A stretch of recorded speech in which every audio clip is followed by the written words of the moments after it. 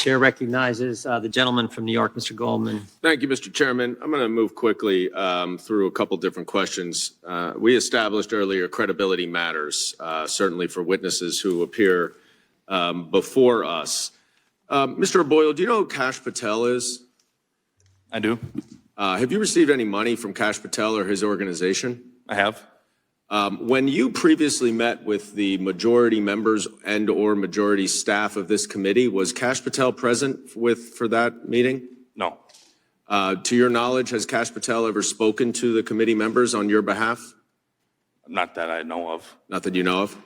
Was anyone present for your previous meetings with committee members and staff on the majority that were not members of this committee or staff of this committee? My counsel. Your counsel? Anyone else? I don't think so. No. Is Kash Patel helping you finance your counsel? Not that I'm aware of. Okay. Mr. Friend, what about you? Do you know Kash Patel as well? Yes. And did you receive any money from Kash Patel? Yes, he gave me a donation last November. A donation? Yes. Are you a charitable organization? I was an unpaid, indefinitely suspended man trying to feed his family, and he reached out to me and said he wanted to give me a donation. Did he have any, was he present for any of your meetings with committee members or staff? No. And how many times did you meet with the committee members or staff prior to your transcribed interview?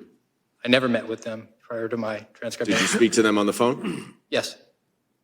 Okay, all right, so you spoke to them on the phone? Yes, I spoke to them on the phone, corresponded. Did you provide documents? Yes, I gave them my written declaration. Did they ask you whether they could share that with the minority? I don't know. At the time, I don't believe they were actually in the majority. Did they ask you whether they could share the documents? I don't remember if they did or didn't. I want to focus a little bit on that SWAT case that you mentioned, Mr. Friend, where the SWAT team was used to make an arrest of someone associated with the domestic violent extremist group. That was not your case? That was a case that was within my office. The Joint Terrorism Task Force sort of ran all the cases together. Okay. Well, did you work on that case? My name is on it. I did not perform work for it. Got it. And what evidence did you have that this defendant had offered to surrender to the FBI? The evidence I had was in his conversations with the individuals from my office who he spoke to. He said that he would cooperate. So he said he would cooperate with the FBI, but he never told you that he would surrender to an arrest. Those are two different things, you agree, right? No, I wouldn't. If somebody told me that if you need anything from me, just let me know, I'll cooperate, I would interpret that to mean I could reach out to them if I had a criminal charge. Really? Yes. Interesting. All right, that's certainly not my experience. Mr. Allen, you passed around information to other members of the FBI related to January 6th, is that right? Yes, sir. And you were admonished by your supervisor not to do that, is that right? I was not, sir. You were not. So when it says here in the FBI's letter to Mr. Jorman of yesterday that your supervisor admonished you to stop circulating these materials on multiple occasions, you're saying right now that the FBI is lying to this committee? That statement that they wrote is inaccurate. Okay. Did you write to your colleagues to, quote, exercise extreme caution and discretion in pursuit of any investigative inquiries or leads pertaining to the events of January 6th? Yes, I corresponded with my teammates. Did you write that? Yes, I wrote those words in the correspondence. And that was after you had been admonished not to send information about January 6th, right? I was not admonished to not send information. But you do agree that your personal opinion should not influence your official duties, don't you? No, you should be objective and analytical in all the, decisions and information. No, that was my question. Your personal views should not influence your official duties. No, you should be objective in doing the conduct of your job. And now, Mr. Friend and Mr. O'Boyle, I don't have much time, but you agree that you were field agents, correct? Correct. And you understand chain of command, do you not, Mr. O'Boyle? I do. Right. So that if you make a suggestion to a supervisor and your supervisor overrules you, That's the nature of the business, isn't it? Not if it's a violation of a law. or And you rule. make decisions about whether grand jury subpoenas should be served or not as a field agent of the FBI? Time the gentleman is If I have a expired. reasonable belief, I can make a protected disclosure, which is what I've done. Okay, but do you think you make those Time of the gentleman is decisions? expired. Gentleman yields back. Chair recognizes himself. Mr. O'Boyle, why do you think they came down on you so darn hard? Deep down, what do you think their motivation is? I think the agency as a whole wants to get rid of people who simply just don't toe the line that they want. They don't want critical thinkers. They don't want people who raise valid questions to their chain of command. They want to send a message, don't they? Absolutely. They want to make you an example, don't they? Yes. And they don't care. They want to send that message so hard, so strong. They don't care that you served 6 years in the Army, member of the 101st Airborne, took enemy fire, was selected for a special new unit they were putting in Quantico. They wanted to send such a message that they said, if we can get this guy, we can get this guy to be quiet, we can get everybody to be quiet. That's what they were doing, wasn't it? Yes, sir. Especially since I just had a baby who was 2 weeks old and we had just sold our house. Just to put the emphasis on it, they said, we're going to do it the day he arrives.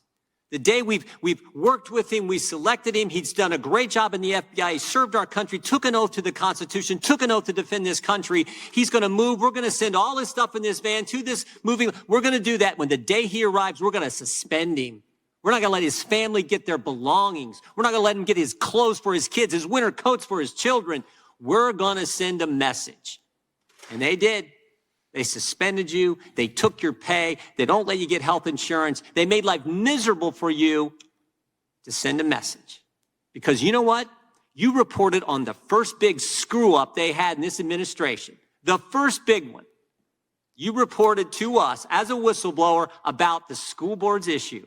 The Biden administration, they thought this was going to be a win for them politically. They thought it was going to make Terry McAuliffe governor of Virginia. Backfired on him. And you reported. Would it surprise you, Mr. O'Boyle, to know that the FBI told us they looked at 25 parents who were reported on this snitch line that was set up with this memorandum from the Attorney General? They looked at 25 parents. How many do you think of them were actually ever investigated and prosecuted? How many think were prosecuted, Mr. O'Boyle? If I had to guess, I'd say 0. Zero. And you came to us because you say this is wrong. This is wrong to set up some federal snitch line, some neighbor calling in because they don't like their neighbor's politics, reporting to the FBI, go investigate these parents. They said, we got to get this guy. We got to get Garrett O'Boyle because you had the courage to step forward. And it's not just with this issue, because we have the memorandum from the Richmond field office about Catholics, right? If you're pro-life, pro-family, and you're Catholic, look out. The FBI wanted to put people inside the church, inside the parish, to spy on fellow citizens. Does that surprise you, Mr. O'Boyle, that actually happened in the Richmond field office? It doesn't, not anymore. Scary. And you know that memorandum, by the way? It was signed off by 5 people in that office. One of them was the chief division counsel, a lawyer who supposedly went to law school and probably had a course on the Constitution, signed off on that memorandum. Scary stuff. Scary stuff. Mr. Allen, you served 20 years. You had a security clearance for 20 years. You served our country as well, right? Yes, sir. Honorably discharged. Yes, sir. Won medals from the Marine Corps. Yes, sir. They came after you too, didn't they? And you simply did. Mr. Goldman just asked you a few questions. You were simply doing your job. Your job as an analyst is to compile information, open source information, present that to your colleagues so they're fully informed about the case. Is that right? Yes, sir. And you did that job, didn't you? Yes, sir. You followed your oath, right? Yes, sir. You adhered to the rule of law.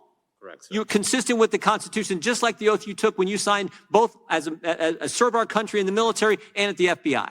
Yes, sir. And you did the same thing, didn't you, Mr. Friend? Yes, sir. And yet you felt the full weight of the federal government come down on you guys. And of course, they timed it perfectly. They sent the letter to us yesterday. We knew they would. We knew it was going to happen that way. And as Mr. Boyle said earlier, he's getting his hearing tomorrow, right, Mr. Boyle? That's when they tried to schedule it. We've not heard back. Yeah, thank you. Thank you for your service to the country. Mr. Bishop was right. The poise, the way you've handled yourself, the gentleman way you've handled yourself here, the way you've served our country, it does not go unnoticed. The American people appreciate what you've done for our country and what you are doing for our country. God bless you.